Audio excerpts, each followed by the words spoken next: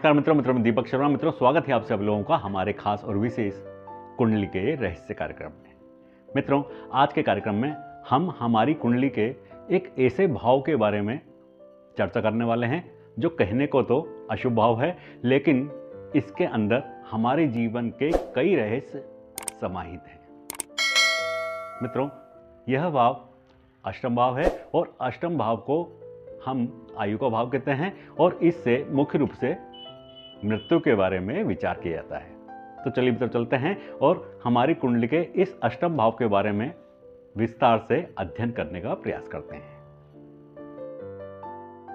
मित्रों, हमारी कुंडली का अष्टम भाव आयु भाव होता है और इससे मुख्य रूप से मृत्यु का विचार किया जाता है।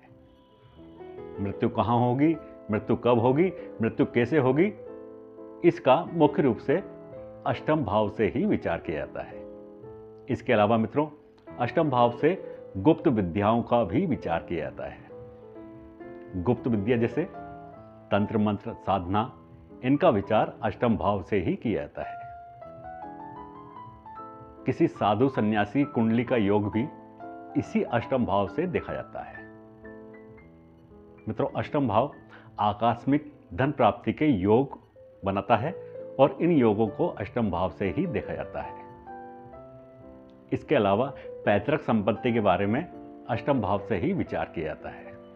मित्रों, छठा भाव यदि ऋण लेने का भाव है तो अष्टम भाव से ऋण देने का विचार किया जाता है। छठा भाव लड़ाई झगड़े का भाव है तो अष्टम भाव से जय और पराजय का विचार किया जाता है।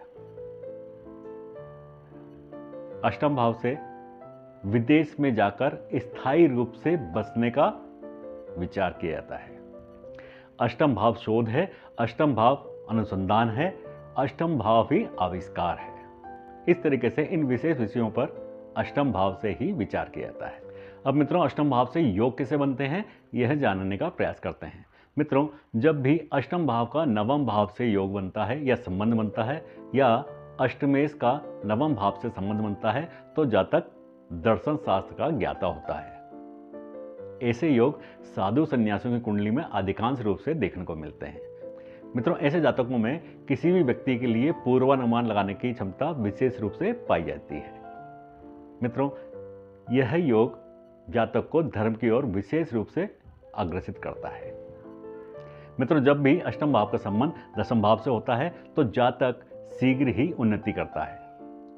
विभिन्न प्रकार के हथकंडों को अपनाकर जातक इसमें सफलता प्राप्त करता है। मित्रों, जब भी अष्टम भाव का संबंध पंचम भाव से होता है तो जातक आकस्मिक धन का लाभ कमाने वाला होता है।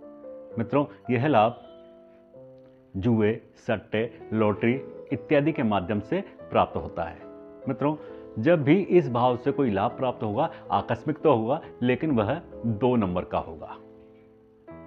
जब भी अष्टम भाव का संबंध द्वादश भाव से होता है तो जातक विदेश यात्रा करने वाला होता है। और मित्रों, यदि इसके साथ ही पंचम भाव का भी संबंध होता है तो जातक शिक्षा के लिए विदेश जाने वाला होता है और विदेश में ही बसने वाला भी होता है। और जब अष्टम भाव का संबंध लाभ भाव से होता है तो जातक अप्रत्याशित धन कमाने वाला तो होता है लेकिन उसको स्वास्थ्य संबंधी परेशानियां घेरे रहती हैं। अब मित्रों, अष्टम भाव से मृत्यु का विचार कैसे किया जाता है, इस पर विचार करते हैं। मित्रों, जब भी अष्टम भाव में सूर्य ग्रह होते हैं तो जातक की मृत्यु अग्नि से होती है और जब अष्टम भाव में मंगल ग्रह होते हैं तो मित्रों जातक की मृत्यु अस्त्र शस्त्र से होती है। जब अष्टम भाव में चंद्रमा होंगे तो जातक की मृत्यु का कारण जल होगा, पानी होगा, इसी के कारण जातक की मृत्यु होगी। जब अष्टम भाव में बुध होंगे तो जातक की मृत्यु ज्वर से होगी, बीमारियों से होगी। जब अष्टम भाव में गुरुदेव बृहस्पति होंगे तो जातक की मृत्यु का कारण पेट होगा, पेट की बीमारियों से या लीवर फेल होने से जातक की मृत्यु होगी। जब अष्टम भाव में शनि होंगे तो जातक की मृत्यु जल की कमी से होगी या किडनी संबंधी बीमारियों से होगी। जब अष्टम भाव में शुक्र होंगे तो जातक की मृत्यु कमर के निचले हिस्से यानी गुप्त रोगों से होगी।